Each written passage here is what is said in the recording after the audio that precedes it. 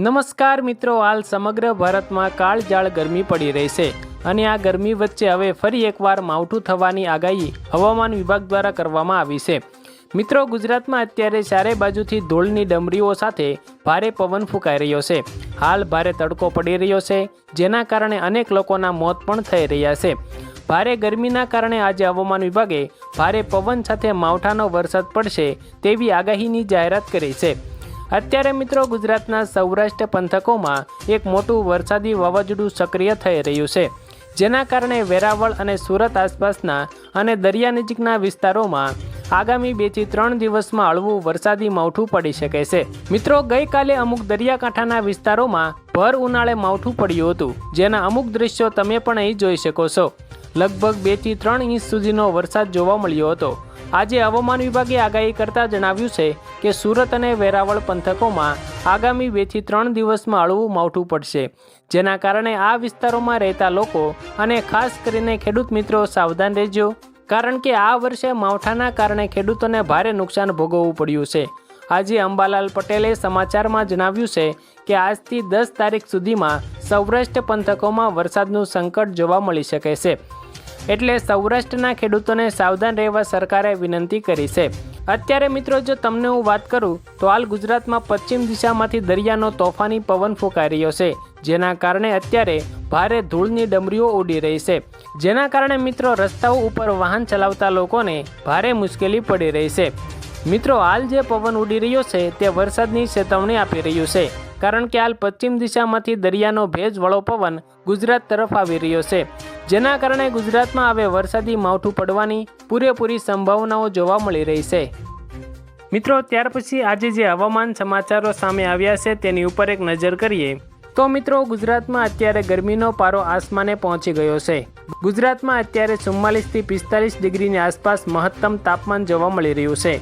દેશમાં તીવ્ર ગરમીના મોજા વચ્ચે હવામાન વિભાગે આજે 29 એપ્રિલે સૌરાષ્ટ્ર અને ઉત્તર ગુજરાત સહિત 15 જિલ્લાઓમાં ભારે વરસાદ અને વાવાઝોડાની ચેતવણી જાહેર કરી છે। મિત્રો, આ સમયગાળા દરમિયાન 100 થી 150 કિલોમીટર પ્રતિ કલાકની ઝડપે પવન ફૂંકાશે તેવી પણ આગાહી કરવામાં આવી છે। મિત્રો, ત્યાર પછીના સમાચારની વાત કરીએ તો લોકોને સતર્ક રહેવા માટે વિનંતી કરવામાં આવી છે। પર્વતીય રાજ્યોમાં મુસાફરી કરતા મુસાફરો માટે પણ ખાસ ચેતવણી આપવામાં આવી છે। ઘરેથી નીકળતા પહેલાં હવામાન અપડેટ વાંચવાની ખાતરી કરો। પૂર્વ ભારતમાં વીજળી પડવા અને વાવાઝોડાને કારણે નુકસાન થવાની સંભાવના છે।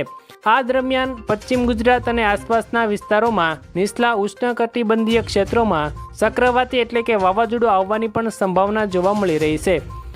મિત્રો, ત્યાર પછી વાત કરીએ તો હવામાન વિભાગની આગાહી મુજબ 15 રાજ્યોમાં મધ્યમથી ભારે વરસાદની આગાહી કરવામાં આવી છે, જેમાં ગુજરાત, ઉત્તર પ્રદેશ, બિહાર, હરિયાણા, રાજસ્થાન, પંજાબ, ઉત્તરાખંડ, હિમાચલ પ્રદેશ, જમ્મુ અને કાશ્મીર, ઝારખંડ, ઓડિશા, પશ્ચિમ બંગાળ, મધ્યપ્રદેશ, છત્તીસગઢ, તમિલનાડુ અને કેરળ ખેડૂતોને ખાસ ચેતવણી આપવામાં આવી છે કે કારણ વગર ખુલ્લામાં જવાનું ટાળો।